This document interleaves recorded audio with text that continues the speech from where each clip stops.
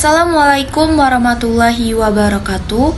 Perkenalkan, nama saya Ananda Intan Al-Miftahul Jana dengan NPM 2042-40217. Ingin memaparkan materi pada hari ini tentang standar kompetensi lulusan atau SKL, standar isi, zonasi, dan domisili.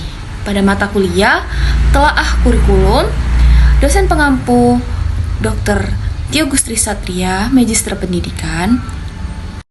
Baiklah, saya akan menjelaskan pengertian standar kompetensi lulusan atau SKL. Standar kompetensi lulusan atau SKL adalah kriteria kemampuan yang harus dimiliki siswa setelah menyelesaikan pendidikan dan menjadi acuan utama dalam kurikulum. Standar kompetensi lulusan atau SKL mencakup tentang sikap, pengetahuan, dan keterampilan. Sikap merupakan perilaku dan karakter seperti jujur, disiplin, tanggung jawab. Pengetahuan merupakan pemahaman materi dan konsep pembelajaran. Keterampilan, kemampuan menerapkan pengetahuan dalam kehidupan. Selanjutnya, tujuan dan komponen dari standar kompetensi lulusan atau SKL. Tujuan dari standar kompetensi lulusan atau SKL, yang pertama, menentukan kualitas lulusan. Yang kedua, menjadi pedoman pengembangan kurikulum. Yang ketiga, menyesuaikan pendidikan dengan perkembangan zaman. Dan yang keempat, mempersiapkan siswa menghadapi dunia kerja dan kehidupan. Dan komponen standar kompetensi lulusan, yang pertama, sikap. Sikap ini mencakup tentang kriteria, etika, nilai moral. Pengetahuan mencakup tentang pemahaman materi pembelajaran. Dan yang terakhir yaitu keterampilan, mencakup tentang kemampuan berpikir dan praktik pada siswa. Selanjutnya, standar kompetensi lulusan dalam kurikulum merdeka mengacu pada kebijakan Kementerian Pendidikan, Kebudayaan, Riset, dan Teknologi Republik Indonesia. Kurikulum berfokus pada pembentukan profil pelajar Pancasila sebagai karakter utama peserta didik. Profil ini mencakup 6 dimensi, yaitu beriman dan bertakwa kepada Tuhan Yang Maha Esa, kebinekaan global dan menghargai perbedaan budaya, memiliki sikap gotong royong dalam bekerja sama, mandiri dalam bertanggung jawab terhadap diri sendiri, bernalar kritis dalam menganalisis dan memecahkan masalah, serta kreatif dalam menghasilkan ide atau karya. Dengan demikian, tujuan pendidikan tidak hanya menekankan pada aspek akademik, tetapi juga pembentukan karakter dan kompetensi yang dibutuhkan di era modern. Selanjutnya, peran dan tantangan implementasi standar kompetensi lulusan. Peran dari implementasi standar kompetensi lulusan, yang pertama, meningkatkan kualitas pendidikan. Yang kedua, membentuk karakter siswa. Yang ketiga, mendorong pembelajaran aktif. Dan yang keempat, menyesuaikan dengan kebutuhan abad ke-21. Sedangkan tantangan implementasi standar kompetensi lulusan, yang pertama, pemahaman guru belum merata. Yang kedua, keterbatasan sarana dan praksarana. Yang ketiga, adaptasi terhadap kurikulum baru.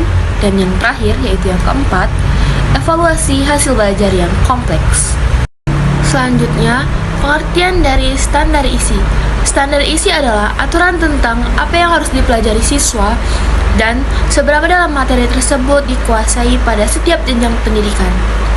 Standar ini mencakup ruang lingkup materi serta tingkat kompetensi yang harus dicapai peserta didik.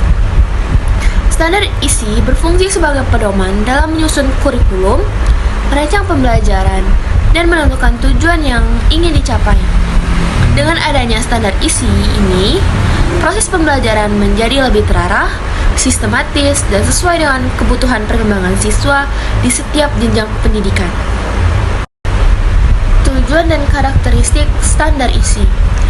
Tujuan dari standar isi, yang pertama, menjamin kualitas pendidikan. Yang kedua, menentukan kompetensi peserta didik. Yang ketiga, meningkatkan relevansi pembelajaran. Yang keempat, menyesuaikan dengan perkembangan zaman.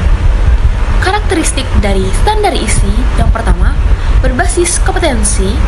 Yang kedua, kontekstual dan relevan. Yang ketiga, berpusat pada siswa. Dan yang keempat, yaitu yang terakhir, mengintegrasikan nilai karakter. Standar isi dalam kurikulum Merdeka. Dalam kurikulum Merdeka, standar isi disusun lebih sederhana dan lebih mendalam. Artinya, materi yang diajarkan difokuskan pada konsep-konsep penting sehingga siswa dapat memahami secara lebih mendalam, bukan sekedar banyak materi. Selain itu, guru diberikan fleksibilitas untuk menyesuaikan pembelajaran dengan kebutuhan, kemampuan, dan minat siswa. Guru dapat memilih metode, strategi, dan materi yang relevan agar pembelajaran lebih bermakna dan tidak baku. Peran dan perkembangan standar isi. Standar isi berperan dalam 1. Menentukan arah pembelajaran. 2. Menjadi acuan guru dalam mengajar. 3. Meningkatkan kualitas hasil belajar. Perkembangan standar isi berkembang mengikuti tuntutan abad ke-21 seperti yang pertama, berpikir kritis, yang kedua, kreativitas, yang ketiga, kolaborasi, dan yang terakhir yang keempat yaitu komunikasi.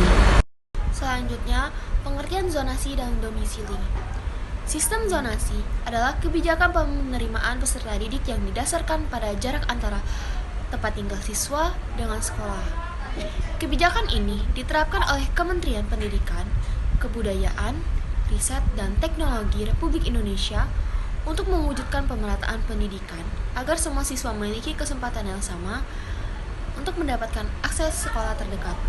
Sementara itu, domisili adalah alamat tempat tinggal siswa yang dibuktikan dengan dokumen resmi seperti kartu keluarga atau KTP.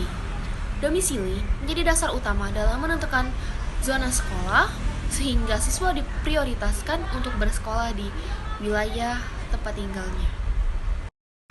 Tujuan dan komponen dari zonasi dan domisili.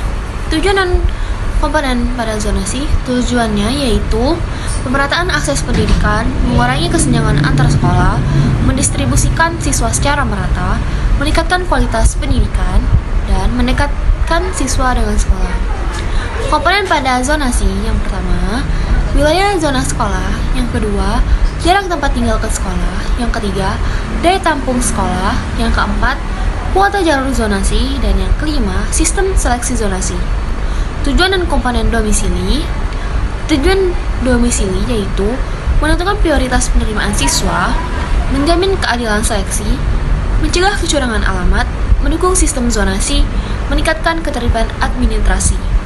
Komponen pada zonasi yang pertama, data domisili atau alamat resmi, yang kedua, keabsahan dokumen, yang ketiga, verifikasi data lapangan, yang keempat, masa tinggal atau domisili tetap, yang kelima, kebijakan administrasi daerah. Tantangan dan peran sistem zonasi dan domisili. Tantangan zonasi, daya tampung sekolah terbatas, penerimaan kualitas antar sekolah, persepsi masyarakat masih memilih sekolah favorit.